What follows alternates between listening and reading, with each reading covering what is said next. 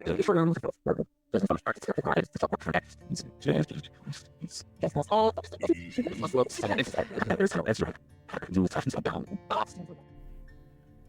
you've cast a spell and are refreshing your inbox like a stalker waiting for a sign, or wondering why your love spell hasn't kicked in by your afternoon coffee, today's episode is for you.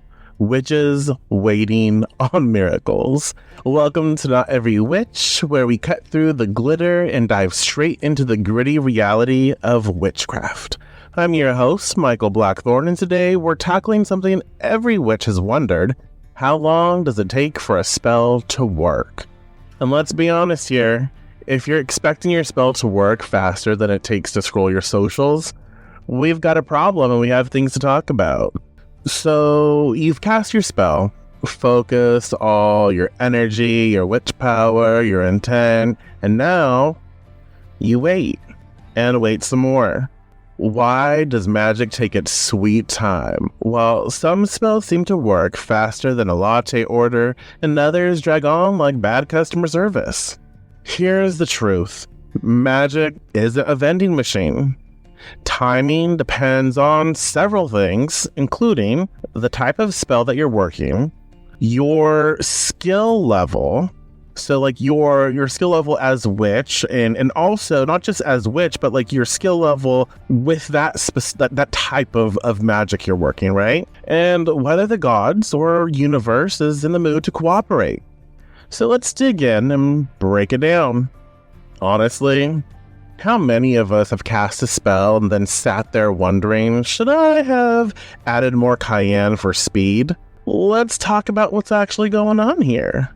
I really think it's important to break things down and to simplify them. There are different types of spells, right? Different types of categories, and not all things are equal. And our affinity towards those things are not going to be the same as well. And so I think that we have to understand when we're casting something, maybe we have like beliefs around that hold us back or make things a little more challenging. It might take longer for those to take root and be created, right? So different types of spells honestly have different type lines. Type lines? Ay. Different types of spells have different timelines. Not every spell works on a schedule that's convenient for your life. Some spells will kick in like a shot of espresso, giving you those quick results. A simple protection spell might do its thing in hours or even days, but bigger, like life-altering spells that we work to create like massive changes that affects not just us but so many things around us, that's like planting an oak tree. These need time to grow roots. Think of it like cooking. Some spells are a salad, others a slow cooked roast. But honestly, like, and that kind of puts in a really good context too, because like some people take for fucking ever to make a salad, you know, and some people can be just like make that roast in really good timing and it still tastes delicious. So I think that's a good thing to paint because it shows how nuanced everything really is. And that's why it's like really important for you to like comprehend like what do you love? Like what are your strengths and what are your challenges? Are you excited about doing love work or protection work, psychic work, or like money work, abundance work, whatever it is? Like know what your strengths are and know where you're most challenged, because when you know where you're most challenged, you can kind of like mitigate some of those factors that hold you back, right? And so like just be mindful of that. Understand that, hey, I'm really good at this type of work. I'm not so great at this type of work. So when I cast, and it's life, you know, we do have to cast for things that we desire, we want to improve upon. And so when we recognize like it's not something that we're really good at, then we can make sure that we line up maybe the moon phases, planetary days, zodiac energies, correspondences of different like herbs and oils and candle color, whatever. we make sure to make up for where we're like struggling. You know, I think that's important. So write it out. Take some time to pay attention. And if you're just starting out, that's okay too. You don't know. You don't know until you know. And so just document everything. So when you've cast your spell, like my personal, like I was brought up and I was taught 3-5-9. So in my practice, I stick to a 3-5-9 sort of rhythm. I give a spell up to 9 days for inklings to pop up, like things like, hey, what you cast for, it's working, right? I give it up to 9 days. 3 weeks for hints of progress, and 3 months for like major shifts to completion or fruition. Honestly, when it comes to 9, I don't wait 9 months to see if a spell that I've cast is working, right? I think that we need to be very mindful, very aware of these things. Like, okay, I did get some hits, like, okay, this is working, we're making progress. Like, we have to make sure that we're checking in, but not obsessing about it. So this isn't a science, but it's a guide that's worked for me for a long time. Give your magic a fair chance to show its stuff. Find something that works for you and stick with it. I think that helps too. Like, I've programmed myself to really pay attention 3, 5, and 9. And so when I cast, I know that by 9 days, I should have some sort of confirmation that what I've sent out has been noticed, right? And I allow for things to take root, and things should come to pass by 3, 5, 9. But again, pay attention to what works for you. If you don't like that, use something else. But have something you can at least like filter. Have something you can adhere to. But you should, I personally believe that you should have some sort of confirmation within the first week of your casting that, hey, I've noticed this, or this is being worked upon. Magic honestly has its own timing, and it's definitely not interested in our schedules. So be open to, working with what we have. Be generous with how you apply this. So give your spell time to breathe. And again, it will also like discern, is this like a life-altering, like life-changing, like a big spell, big working that I'm putting into motion? And if it is, then I might need to give a little more time to see inklings of results, right? If this is something that is time sensitive, and I cast with it being time sensitive, or if this is something that is a little more simple, then I should expect to see like inklings in a short amount of time. Play with that, but I think that's fair to put it out there to the gods, to the universe, like, hey, we need to have that conversation. We need to be mindful of these things. When I cast, I expect to have some sort of a confirmation that this has been received. Okay. I really hope that this next part doesn't like get taken out of context, but your skill level as witch plays a big role as well.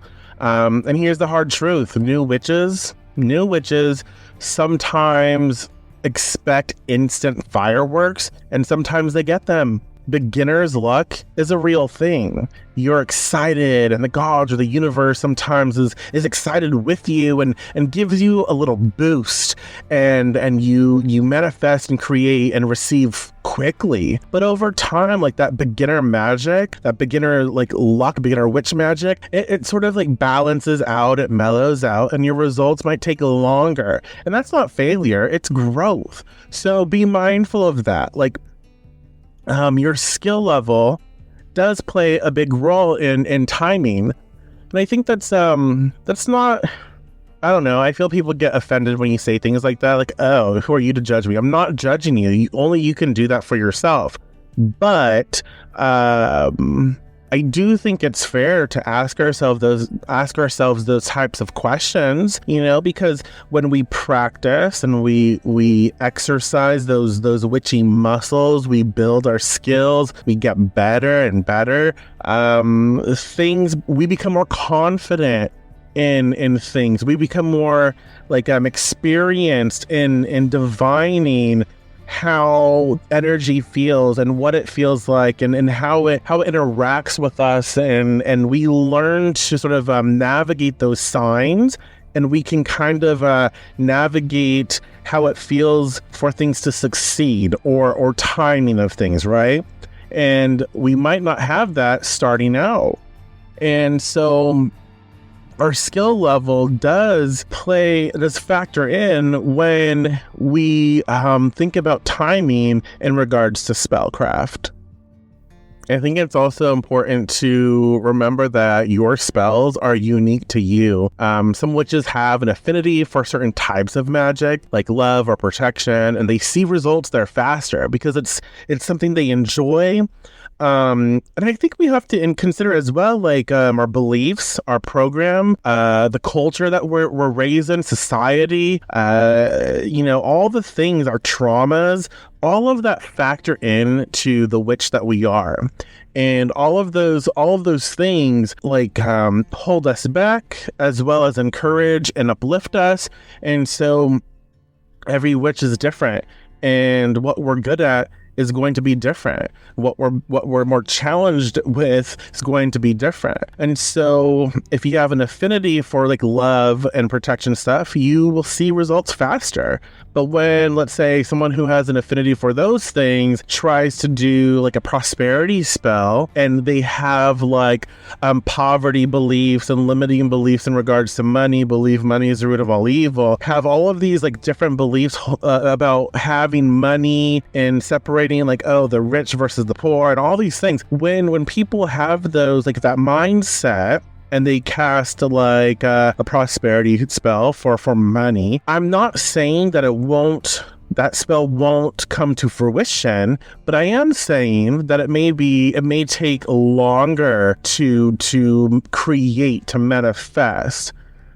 Because it's that energy, that power is being filtered or is navigating all of those that ebb and flow, the friction of beliefs and all of those things to be created. And so this is why it's so important to not compare yourself to anyone else. Each spell is its own journey, and it's also important to keep track of your own progress, not someone else's. This is your path, and it's your magic. So we do have to address those sort of internal factors, what do I believe about the type of magic that I'm casting? What are the programs around me? What are and we can also ask the company that I keep, right? The people around me, my society, my culture, my friends and my family. What do they believe about these things? And how does that influence me in what I believe? Am I making sense? So again, let's talk about money.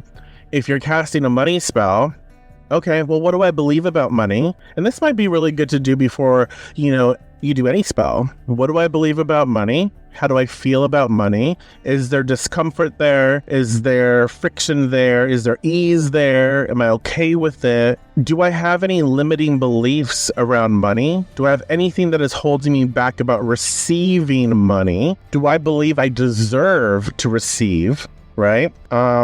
What does the society around me say about money? What do my friends think about money? What do my family members think about money? How do those things influence me? The more we ask ourselves these important questions, and we start to sort of play detective and get to that nitty gritty bits, the more we can recognize oh, okay, I do see how if I cast a spell now with this energy, how some of these things are going to hold that back from really taking root. So before I cast, let me try to navigate some of this. Let me try to maybe clear some old programming, clear some beliefs, or let me try to formulate my spell that is to work to navigate through those challenges, right? So it's important. It really is for success. And again, this kind of helps us to determine how long something might take. If we have a lot of, I'm not saying don't cast at all. No, cast, experiment, play with it. But like if we have a lot of like beliefs and programs that are holding us back, or might be friction oriented, might feel a little more uncomfortable, then we might be able to say that I can see where that may slow things down. And so if we see that, but we still want to cast, then we can work things in to mitigate those factors. First, we can like start working on clearing some beliefs, or start interjecting like things that will help uplift our perception around that topic. But then we obviously are going to want to cast in all the favorable conditions we can. So if we are, I don't know, let's say we're trying to banish obstacles in regards to money, right? So then banishing, we recognize, okay, well, to give myself, I'm going to have some friction here. So to give myself like the best shot possible, I understand banishing. I'm going to work with the waning phase of the moon, because I understand that moon phase is set up to cast out, to banish, right?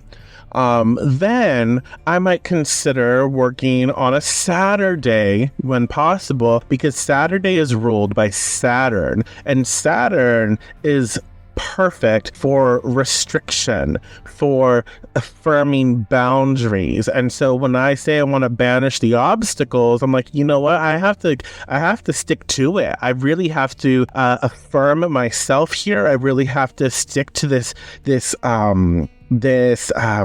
what am I trying to say? This schedule, this routine, this whatever, and Saturn is going to help me do that. All right. So then I'm like, okay, well, do I do a candle spell? Okay, what kind of candle? Everything to help me get the most success possible, to mitigate any sort of things that are going to be friction oriented, right?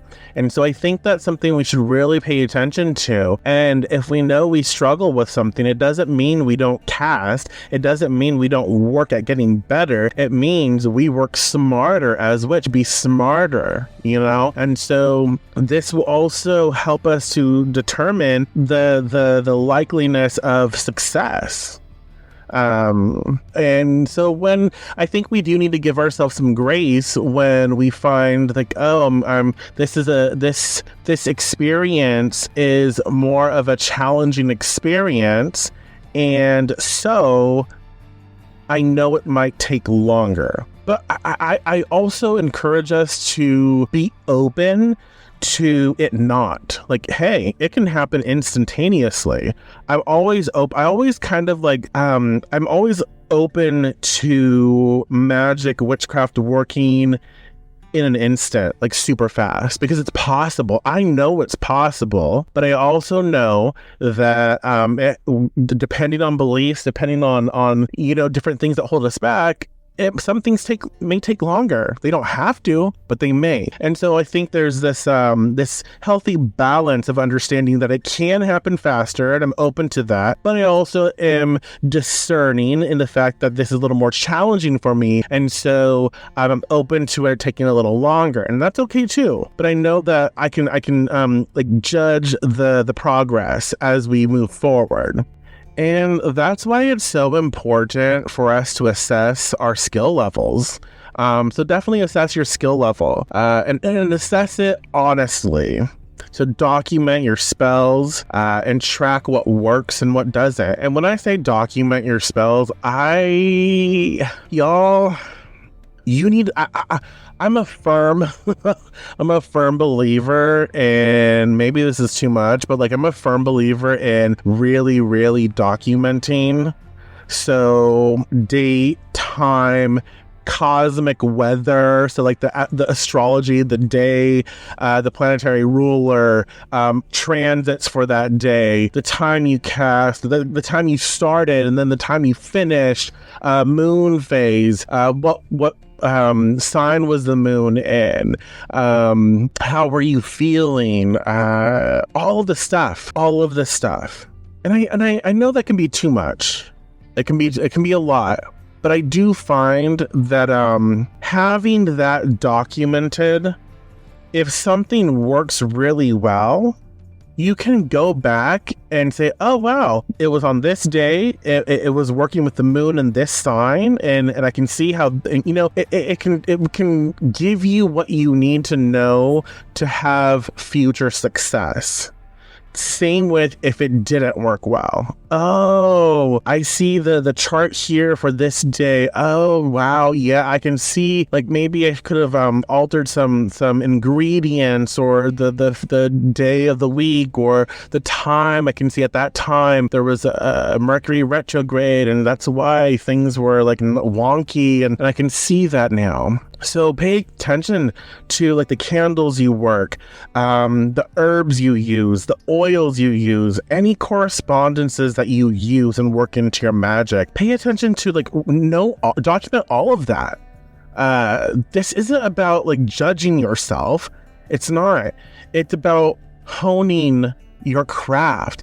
It's about understanding how things work and future and helping you to have future success. Because why wouldn't you want to know how things worked and how well they worked and what didn't work and why they didn't work? Or I think those things are so important.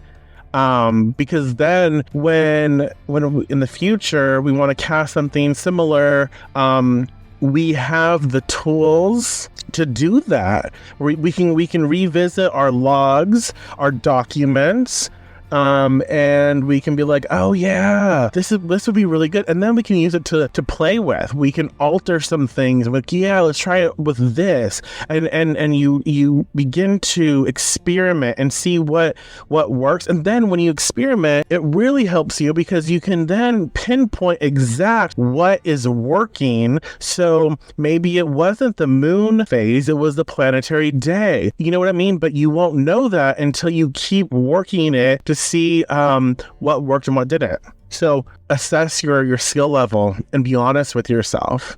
And as you build your skill, you'll see your spell timing, like the timing of your stuff, improve. It reminds me of building muscle. When you build muscle, you get stronger, it looks sexy, and then it becomes easier to lift that weight. So let's say you're lifting 25 pounds, right? You're lifting 25 pounds, you're building muscle, you've done it for so long, and now lifting that 25 pounds, super easy. It's not as challenging as it was. And so now you're moving up to 30 or 35 or 40, I don't know. But like, you're moving up, and so now 25 pounds, so easy. And I feel like I think it's applied to witchcraft as well. So the more that you practice, the easier certain things become, the more confident you become, the better you become at your skills, at grounding, at raising energy, at communicating with entities, spirits, allies, whatever. Like, you become stronger in the work that you produce. And so how long does it take for a spell to work? Well, when you make everything else easier on you, things happen a little more fast, with a rapidness, with a quickness, right? Not always, because it's life. Life isn't always about boom, instant, right? But with better skills, the likeliness is up there. Your chances for it to work faster is up there. So if your first few spells feel like slow motion fireworks, don't sweat it. You're building your magic muscles, and just like in the gym, like we talked about, progress takes time. Give your practice room to grow. So important. Another thing that we consider in regards to our spells working, spell timing, all of that are external factors and alignment with your spell. Timing isn't just about the spell itself. It's about how you're aligned with it. We've got cosmic weather to think about, so moon phases, astrology, seasonal timing, stuff like that. So if you're doing a spell for a new beginnings, obviously we want to try to fit it into the new moon. A banishing spell, the waning moon, colors, herbs, oils, all the correspondences help align your intention with the energy you want to create. And this is why earlier I said, document everything. Because, again, if we think about external influences, cosmic weather, okay, which covers a lot, to be fair, when we cast a spell. What moon phase are we in? Are we casting to attract something, but the moon phase is in a waning phase? It's in a decreasing phase. So that's something to consider. And this is also why, I feel like it's so important to recognize, as a witch, you have to cast when you need something, when you desire to cast, right?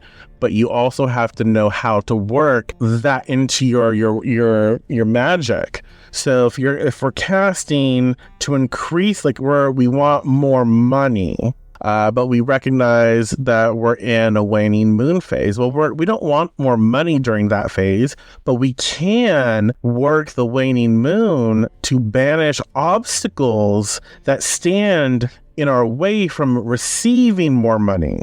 Do you see how that works? So that's something to consider. So if we were smart about it, instead of casting an attraction for more money, we would cast a banishing spell to banish the obstacles that stand in our way from receiving more money. But if we didn't know better, if we didn't have that information, if we were ignorant there, then we cast an attraction for money spell and we documented everything, we go back, we say, oh, I cast this attraction spell during the new moon, or not the new moon, during the waning moon and not the waxing moon or full moon, and I see why it went wonky. All these little things factor in. I think as well, this is something to pay attention.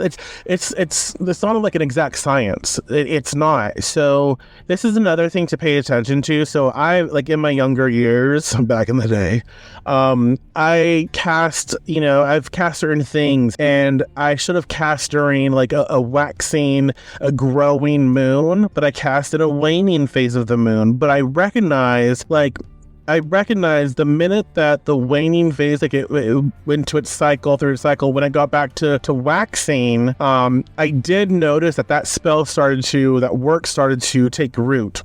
So that's something to consider as well. I should have waited on this moon phase. So maybe the magic is waiting for that sort of the moon to shift to get to really take root. So that's something to consider, something to be aware of. Not always, but I noticed that has happened to me a few times back in the day. So definitely something to be aware of. Astrology. And I think a lot of witches are overwhelmed by astrology because it's so complex. There's so many different layers to it. It's amazing, but I definitely get overstimulated. But astrology, the moon in Aries, great for this burst of energy, and bulldozing through and starting something, not necessarily for maintaining or finishing, but good, a kick in the ass to get up and go. That full moon in Aries energy, right? Go, do it. Be about it. Just start it. You have to start somewhere. Just start now. You maybe cast something that you needed more a maintenance, a maintaining type of energy, but you cast during a full moon in Aries, and you go back and you're oh, well, that's why things are not It doesn't have staying power, because Aries gets distracted, burns their flame, their fire so fast, quick to just jump in, exerts their energy, and then gotta rest, So didn't need that energy for the spell that I cast. I needed a more some energy that had more staying power. So that's something to consider when we consider when is my spell going to work, how does it work, stuff like that. We have to pay attention to external influences. Is Mercury retrograde?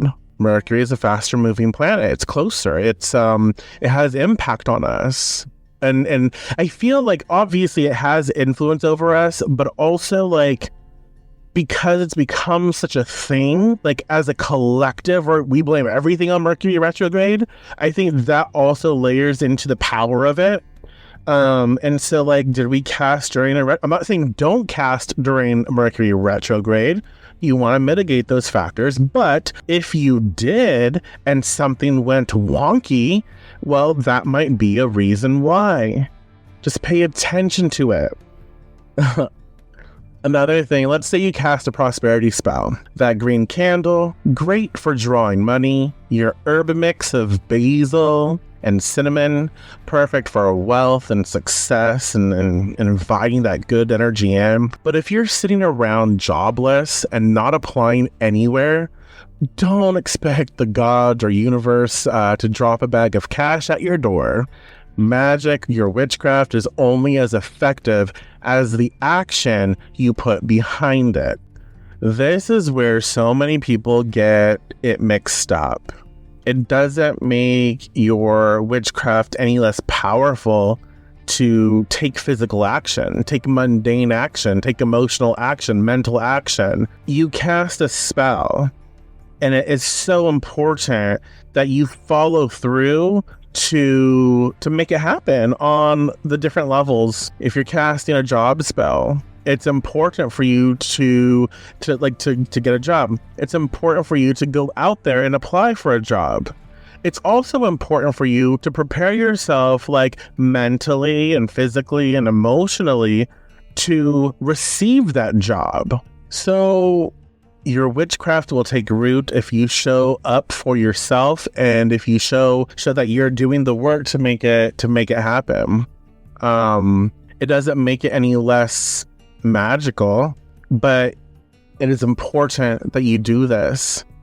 You can, bless your resume, but don't go get resumes and I don't know, unprofessional attire, whatever that is for whatever type of job you want. Don't go in.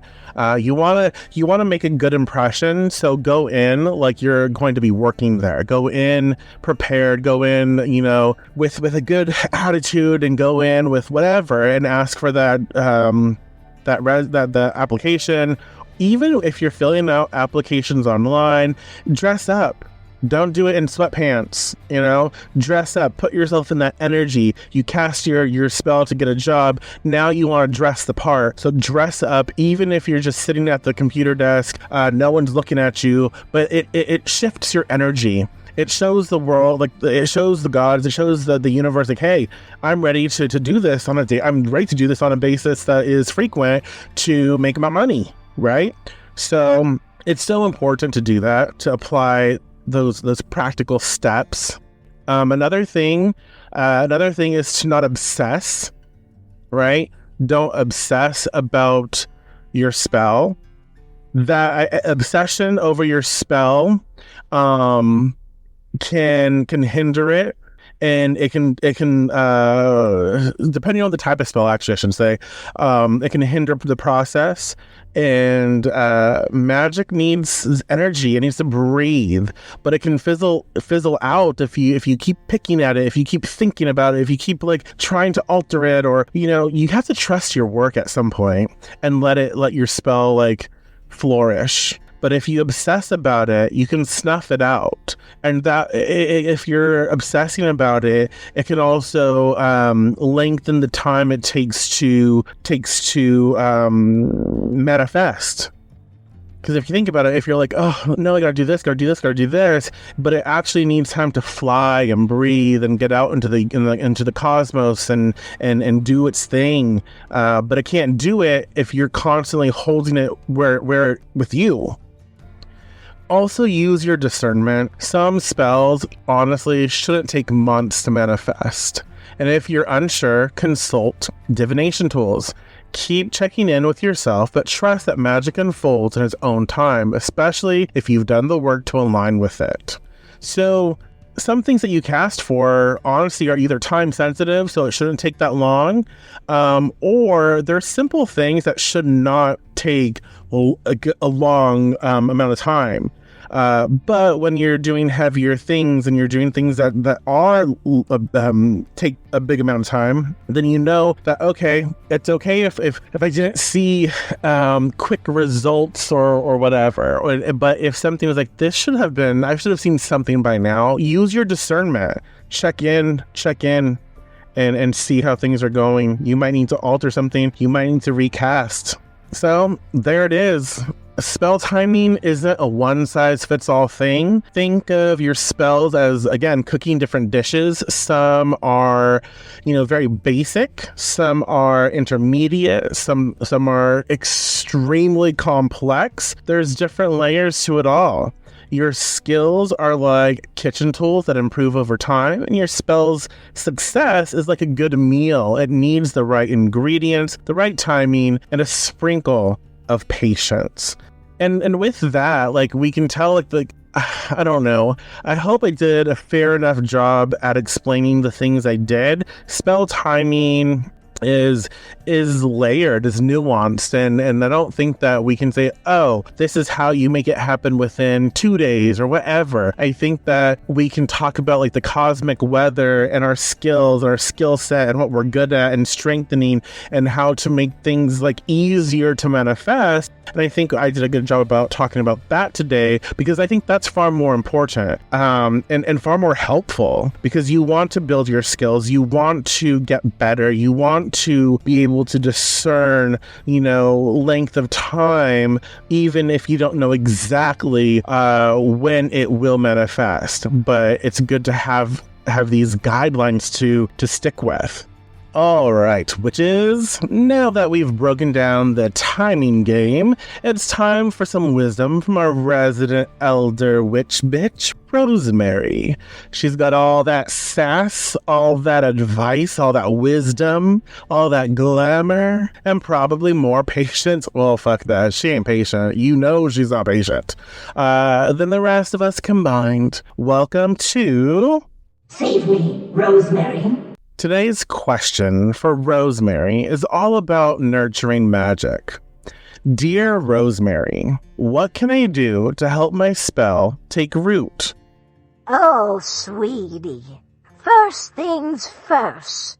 Spells need space to grow, just like a plant needs light and water, but not constant fussing.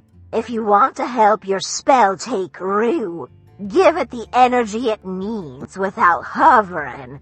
Imagine if you watered a plant every 2 fucking minutes. You'd drown it. Same goes for magic.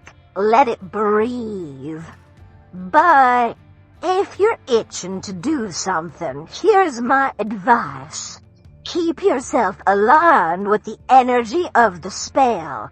Cleanse your space, meditate to stay centered, and if you really must, do a little candle check-in on your progress. And hey, why not add a pinch of rosemary to boost clarity and patience while you're at it? Can't hurt, right? So remember, darling, magic isn't a sprint. Plant the spell, give it what it needs, and let it grow. Your spell will thank you for the patience, even if it takes its sweet time. All right, my friends, if you have a question for Rosemary, need some real talk with a side of, I guess you can say, bitchiness, email it to info@noteverywitch.com with "Save Me, Rosemary" in the subject line. Who knows? She might just answer your question on a future episode. So there we go, which is timing in magic isn't about snapping your fingers and waiting for a miracle. It's about patience, practice, and trusting the process. Magic doesn't show up on demand, but it's always working in the background. Stay the course, keep practicing, and remember that true magic is always worth the wait. If you're ready to deepen your practice and get real about witchcraft, join our Discord community. You can find the link at noteverywitch.com/subscribe. And if you're feeling social, tag Not Every Witch across social media. So until next time, remember, real witchcraft takes time, but the results, absolutely worth it.